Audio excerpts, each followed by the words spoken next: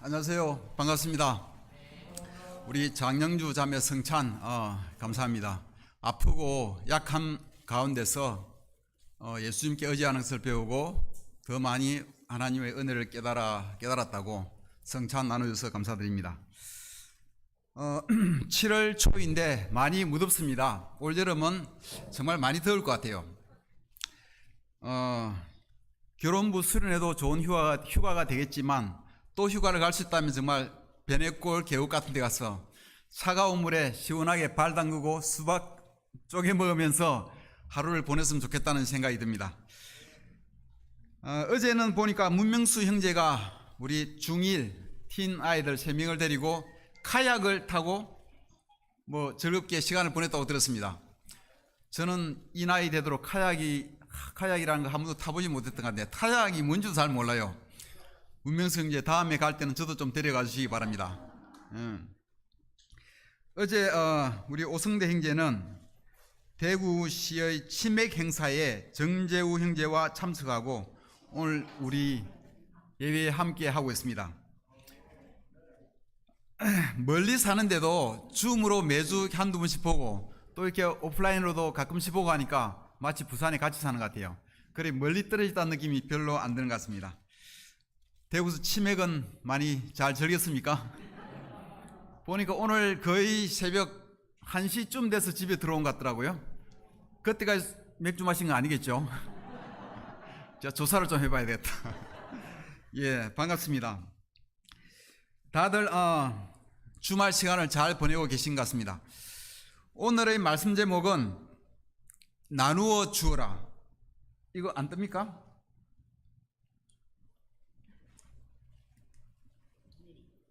화면이 안 돼요?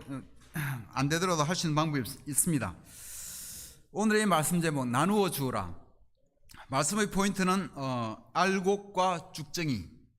알곡과 쭉정이.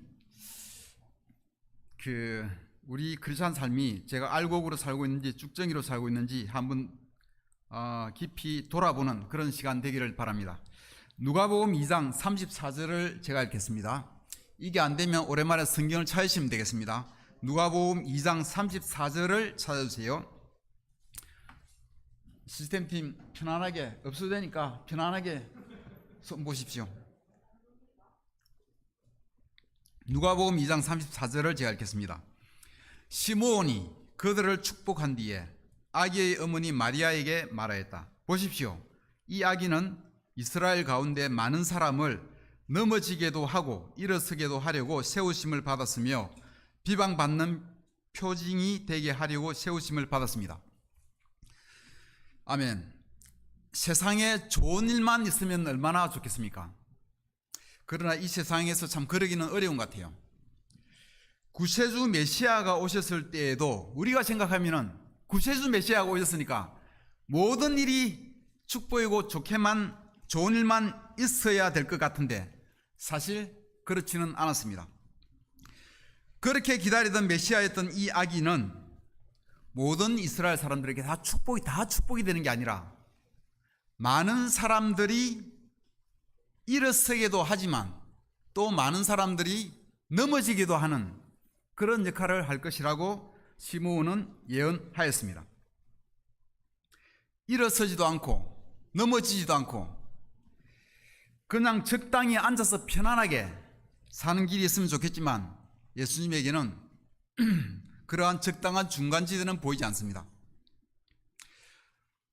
제가 TV를 그만큼 잘 보진 않는데 가끔씩 조금씩 보는데 어떤 때 한번 보니까 꼬리에 꼬리를 무는 그날 이야기를 봤는데 1979년 전두환의 12.12 군사 반란 사건 때 높은 자리에 있던 별을단 장군들은 자신들이 중요한 결정을 내려야만 했어요. 이 전두환이가 군사 반란을 일으켰을 때 이 별을단 장군들은 여기에 합류할 건지 대항하여 저항하여 싸울 것인지 결정을 해야만 했습니다. 그냥 결정 안 하고 가만히 있을 수는 없었어요.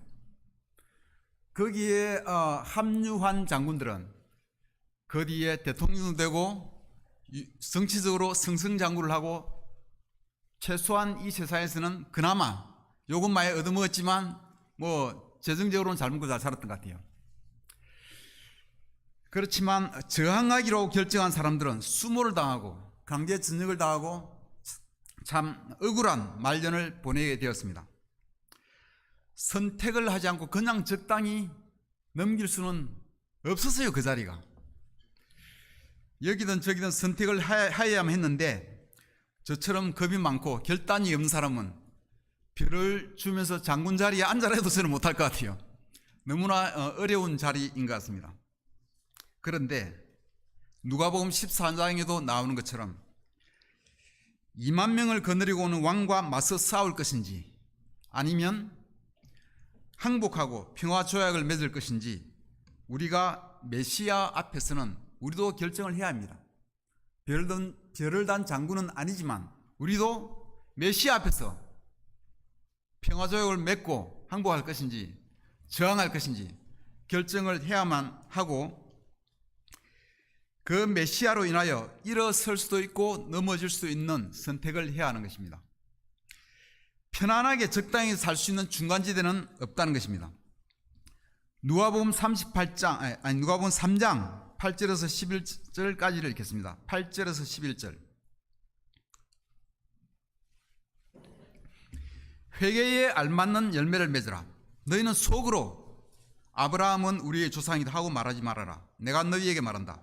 하나님께서는 이 돌들로도 아브라함의 자손을 만드실 수 있다. 도끼를 이미 나무 뿌리에 갖다 놓으셨다. 그러므로 좋은 열매를 맺지 않는 나무는 다 찍어서 불 속에 던지신다. 무리가 요한에게 물었다. 그러면 우리는 무엇을 해야 합니까? 요한이 그들에게 대답하였다. 속옷을 2벌 가진 사람은 없는 사람에게 나누어 주고 먹을 것을 가진 사람도 그렇게 하여라. 요한이 예수님보다 앞서 와서 사람들로 하여금 예수님의 가르침을 받을 마음의 준비를 시켰습니다. 그가 처음으로 외친 말은 회개하라 였습니다. 회개하라.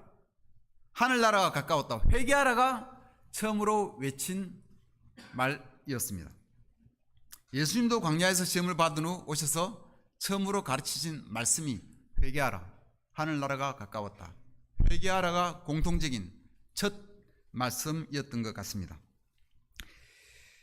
메시아를 맞을 때 우리가 처음 해야 할 것은 회개하는 것입니다.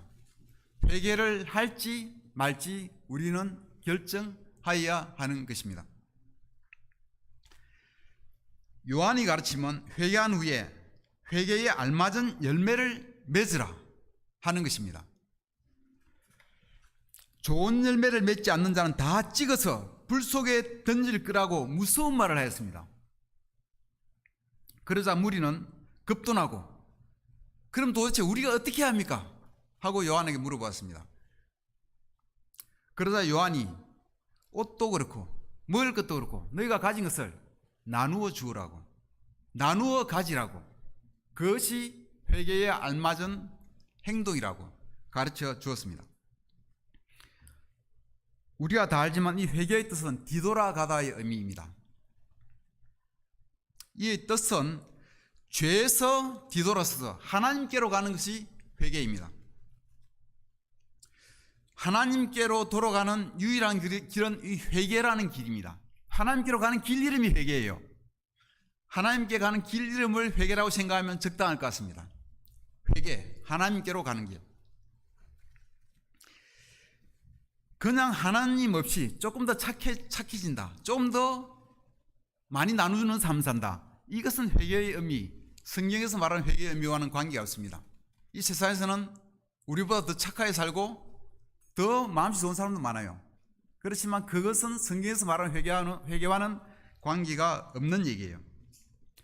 회개에 대하여 이사야서 55장에는 이렇게 표현되어 있습니다.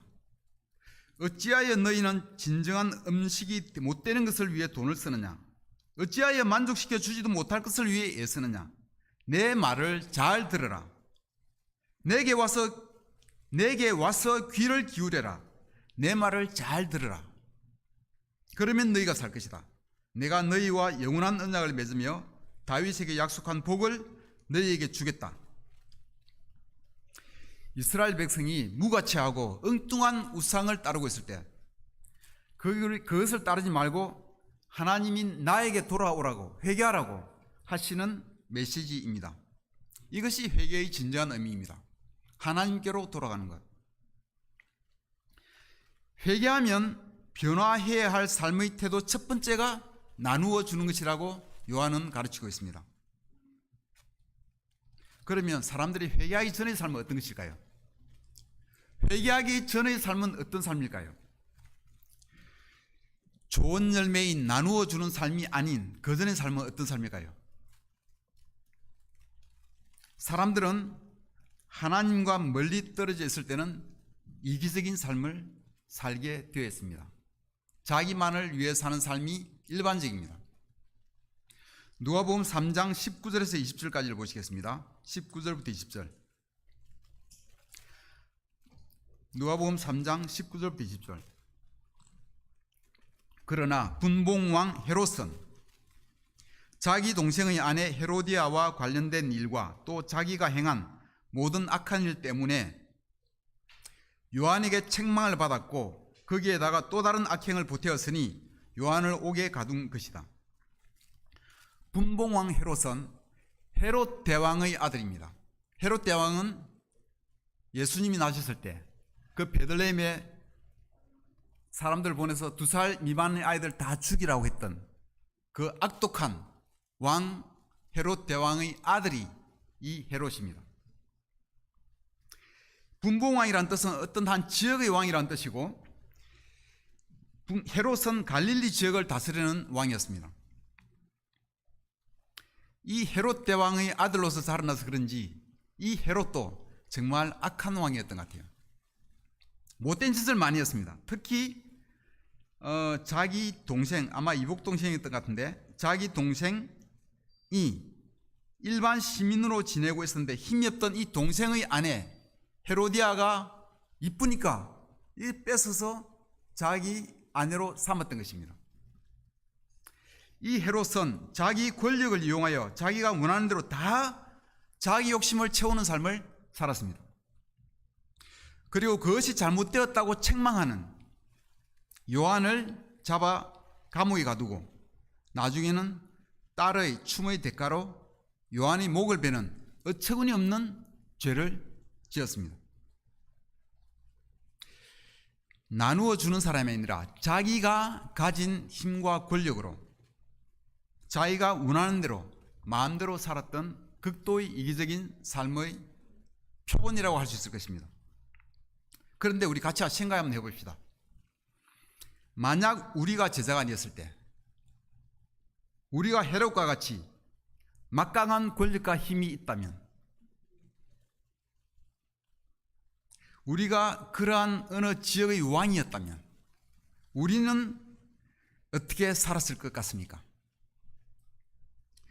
저는 밖에서는 조용히 있다가도 집안에만 가면은 아내와 아이들에게 큰 소리치며 막 해대는 가장의 이야기를 들은 적이 있습니다.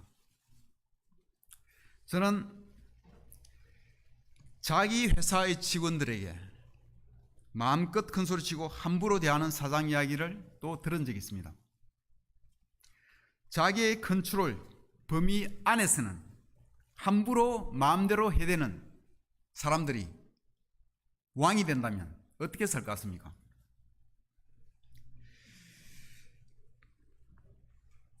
헤롯보다 덜 할 거라고 그런 보장이 있을까요? 제가 왕이라면 저는 헤롯보다 덜 악하게 살았을 것이라고 자신하지 못하겠어요. 힘이 없고 돈이 없고 사람들 소문이 무서우니까 악한 짓을 못해서 그렇지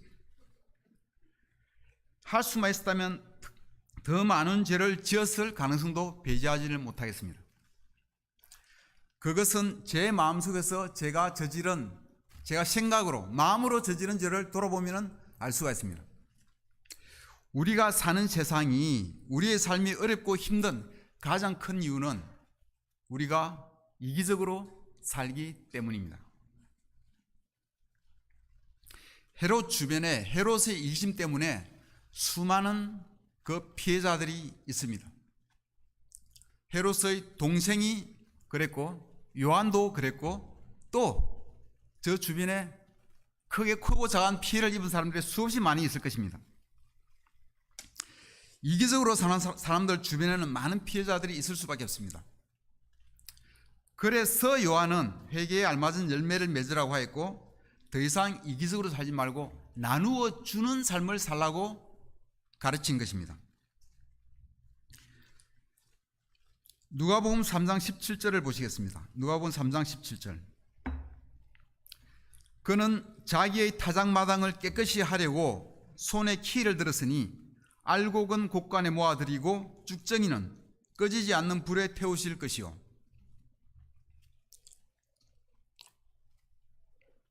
여러분 시골에 예전 방식으로 농사를 지어본 사람이 있습니까? 키를 해본 적이 있는 분 계십니까? 우재 있는 분 해보셨어요? 현순도 해봤어요? 그 키질이 이게 해서 이렇게 알곡하고 쭉정이 됐을 때 이렇게 바람이 날려가지고 쭉정이 날라가고 쭉정이 날라서 앞이 떨어지고 알곡은 남아있는 거 맞죠? 그게 타작 마당을 깨끗이 하려고 키를 들고 알곡과 쭉정이를 분리하는 작업이에요.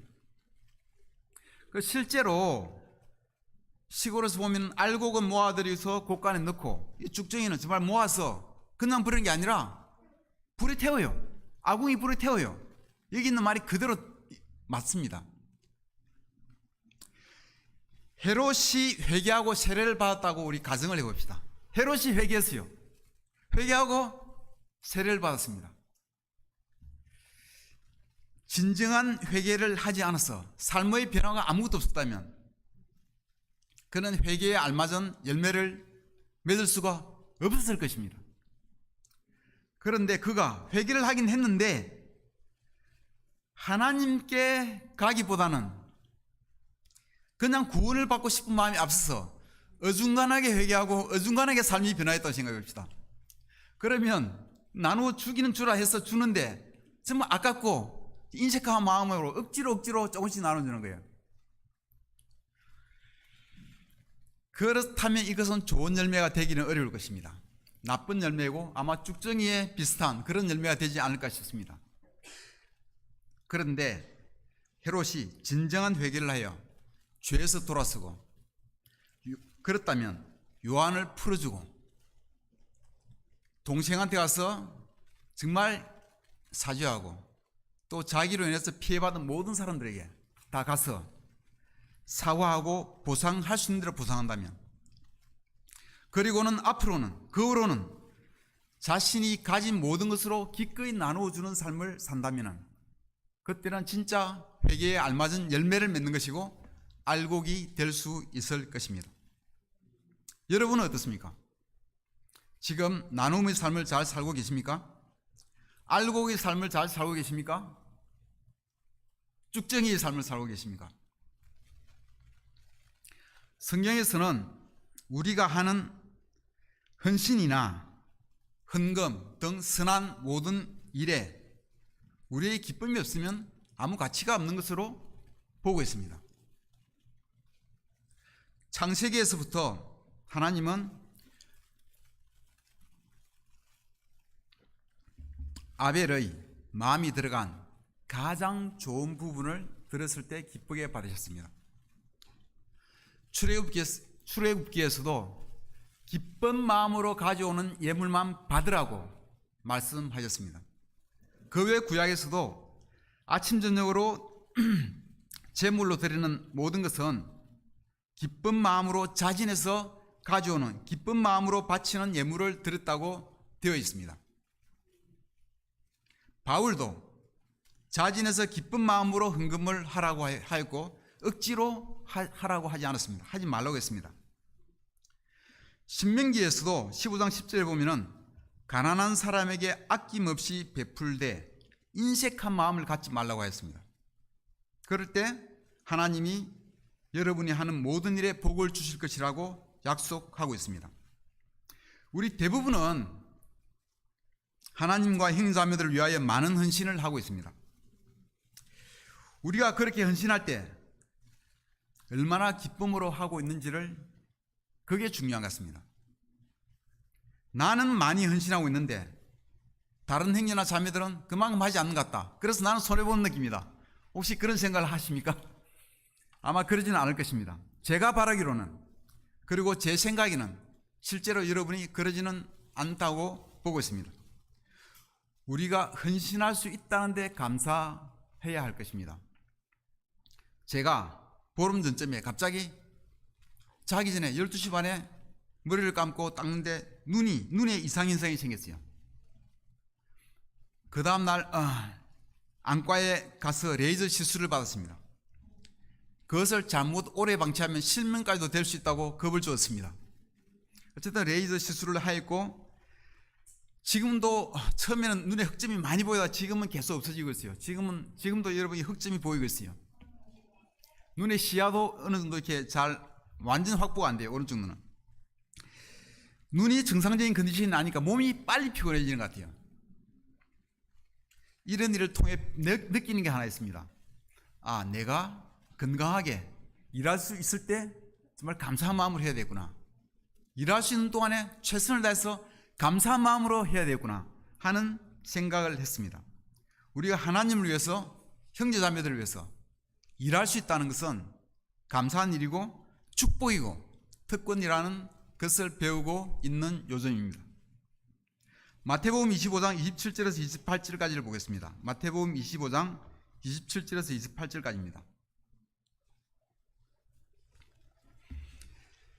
마태복음 25장 27절에서 28절입니다. 그렇다면 너는 내 돈을 돈놀이하는 사람에게 맡겼어야 했다. 그랬더라면 내가 와서 내 돈에 이자를 붙여 받았을 것이다. 그에게서 그 한 달란트를 빼앗아서 10달란트 가진 사람에게 주어라. 주인으로부터 한 달란트를 받은 종은 주인이 무서워서 한 달란트를 숨겨두고 가만히 있었습니다. 그리고 주인이 왔을 때 한 달란트를 그대로 들고 왔습니다. 주인은 화가 나서 그 한 달란트를 빼앗아서 다른 10달란트를 가진 사람에게 주었습니다.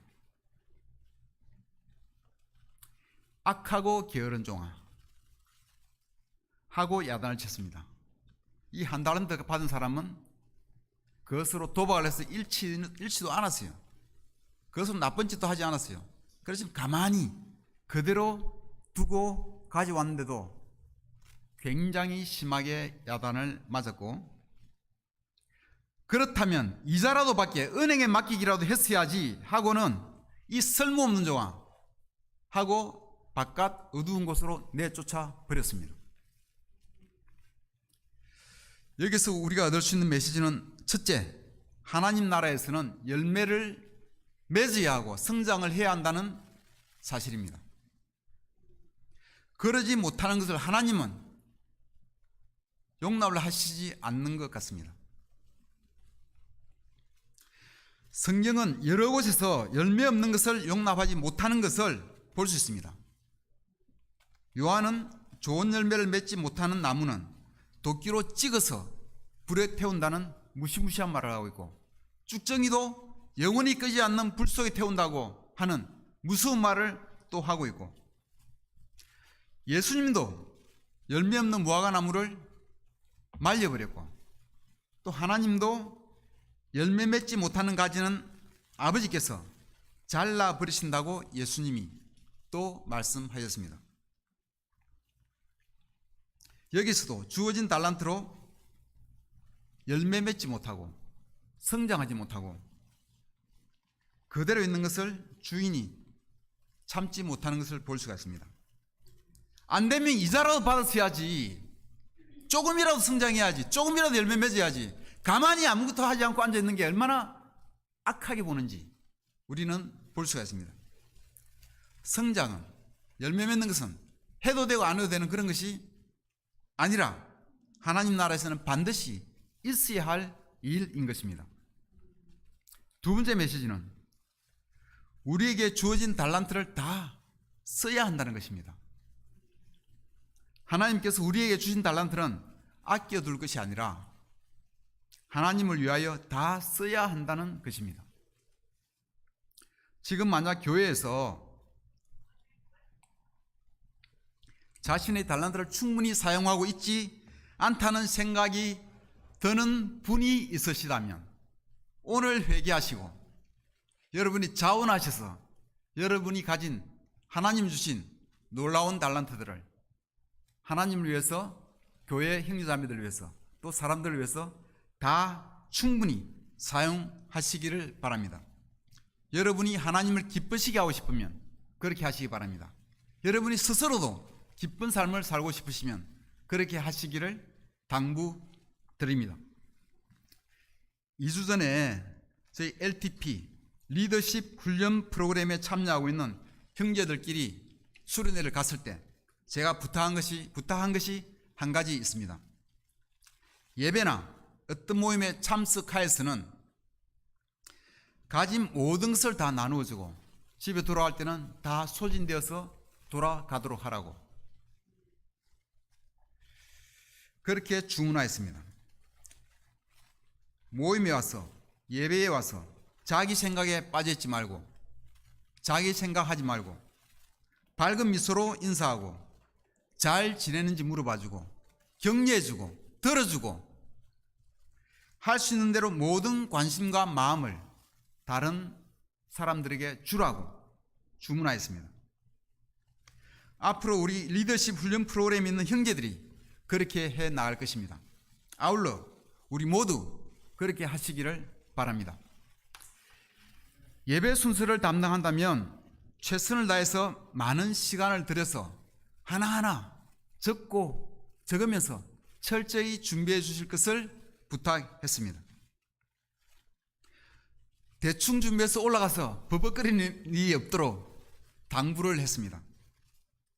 지난번 제가 환영사를 하면서 제가 외부에서 스피커 올 때 주로 환영을 합니다. 제가 새벽에 지난번에 일어나서 환영사를 하고는 시간을 보았습니다. 2시간이 걸리더라고요. 저도 놀랐습니다. 저는 임기응변이 약하고 말이 어눌해서 준비를 많이 해야지, 그러지 않으면 올라와서 버벅거리기만 하고 싶은 얘기를 못하고 내려갑니다. 그래서 준비를 많이 해야 합니다. 그러나 우리 중에 언변이 그렇게 뛰어난 사람은 그렇게 많지 않은 걸로 알고 있습니다. 그래서 우리 모두 준비를 많이 해야 합니다. 환영이든 기도든 무엇이든지 철저히 준비하고 하나하나 다 적어서 정성을 들여서 준비해 주시기를 바랍니다. 누구든지 예배 순서를 맡으면 그렇게 해 주시기를 부탁드립니다. 예배 순서를 맡든 맡지 않든 가급적이면 여러분 교회에 좀 더 일찍 오시기를 부탁드립니다. 오늘 아침에 제가 일찍 1등으로 왔어요. 우리 집에서 틴 아이들이 모여서 큐티를 한다니까 제가 자리를 비켜주기 위해서 일찍 왔어요. 그렇지만 9시 한 4, 50분 돼서 가장 멀리 있는 형제자매 우리 준수 영인 부부가 진짜 1등으로 오더라고요. 물어보니까 매주 자기들이 1등 온대요. 경주에 있는 분들이 1등 온다면 여러분들이 뭐 핑계를 댈 수 있겠습니까? 우리 부산에 계신 분들은 일찍 와서 예배 준비를 위하여 자리도 같이 깔고 오는 형제 자매들 따뜻이 환영하고 또 교제를 나누면서 격려를 준다면 얼마나 활기차고 아름다운 교회의 모습이 되겠습니까? 여러분이 아무리 일찍 오더라도 우리 시스템 팀과 찬양 팀이 와서 준비하고 연습을 하고 있을 것입니다. 우리 모두 함께 일찍 와서 같이 예배를 준비하고 마음을 준비하시기를 부탁드립니다. 전에 특송 부른 우리 윤지연 자매 노래 들으니까 여러분 어때요? 정말 감동이 되지 않습니까? 우리 모두가 자신의 숨겨진 달란트를, 자신이 받은 달란트를 다 사용하고 가진 모든 것을 기꺼이 나누어 주어서 더욱 아름다운 교회의 모습을 같이 만들어 가시기를 부탁드립니다. 이틀 전 줌 미팅에서 오성대 형제에게 대구까지 왔다 갔다 하는 그 차비로 거기서 치킨과 맥주를 실컷 사 먹지 그래 하고 제가 얘기하니까 오승태 형제가 얘기하기를 재우가 혼자 대구 간다는 이야기를 듣고 함께 가주려고 내려온다고 하였습니다. 그렇게 마음을 주고 함께 하기 위하여 돈과 시간을 쓰는 그 모습이 참 보기 좋은 것 같습니다. 여러분, 이태호 형제를 위하여 기도해 주시기 바랍니다. 열흘째 입원 중이고 홍기현 자매는 회사도 가지 못하고 계속 간호하고 있습니다. 집의 아이들도 부모 없이 고생입니다. 자매들 몇 분이 결혼부와 싱글 자매까지 힘을 합하여 자원하여 교대로 집에 가서 자며 아이들을 돌보고 있습니다. 할 수 있는 대로 마음을 나누고 힘을 모으고 있습니다. 이태호 형제가 하루빨리 건강하게 퇴원해서 정상생활을 할 수 있도록 기도해 주시기를 부탁드립니다. 설교팀 몇 명은 자신의 설교 차례가 되면은 휴가를 내면서까지 설교 준비를 하고 있는 것을 저는 알고 있습니다. 우리 심성철 형제는 겉으로는 강인한 것처럼 보여도 설교 준비할 때는 스트레스를 받으며 진땀을 흘리면서 끙끙 앓으면서 설교를 준비하고 있습니다. 그거는 저는 알고 있습니다. 말씀이 능력 있고 효과적으로 전해지기 위해서 최선을 다해서 준비하고 있는 설교팀 형제들에게 감사를 드립니다. 다들 그렇겠지만 저 주일날 설교를 끝내고 나면은 설교 끝나고 같이 점심 먹으러 가면 저는 말이 없이 조용합니다. 에너지가 다 소진돼서 절로 말이 잘 안 나와요. 어떤 때는 제가 전하는 설교가 잘 전해질 때가 있고 어떤 때는 아쉬움이 있지만 저로서는 늘 최선을 다하고자 합니다. 우리에게 주어진 달란트를 다 사용할 때 우리 교회는 아름답고 풍성한 교회가 될 것입니다. 그러면 교회는 절로 열매 맺고 성장할 것이라고 저는 믿습니다. 우리가 할 수 있는 것, 우리 달란트를 쓰는 것, 우리가 심고 물 주는 것, 그것을 충실히 하면은 열매는 자라게 하시는 분은 하나님이시라고 열매는 하나님이 맺어 주실 것입니다. 열매 맺으려고 안간힘을 쓰지 말고 우리의 달란트를 충분히 잘 쓰는 우리 모두가 되기를 바랍니다.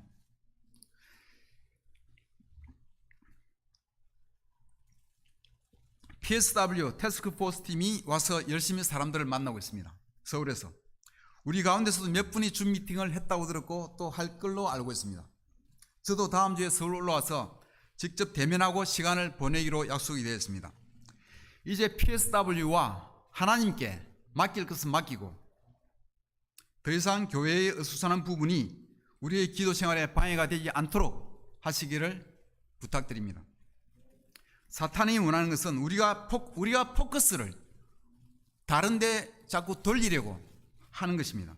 마음을 뺏기지 말고 우리에게 주어진 달란트와 우리가 가진 것으로 하나님을 사랑하고 우리 주변 사람들의 필요를 챙기는데 집중하시기를 부탁드립니다. 그러면 모든 면에서 더욱 넉넉하고 아름다운 우리 부산교회가 될 것입니다. 여러분의 헌신에 감사드리며 말씀을 마치겠습니다. 감사합니다.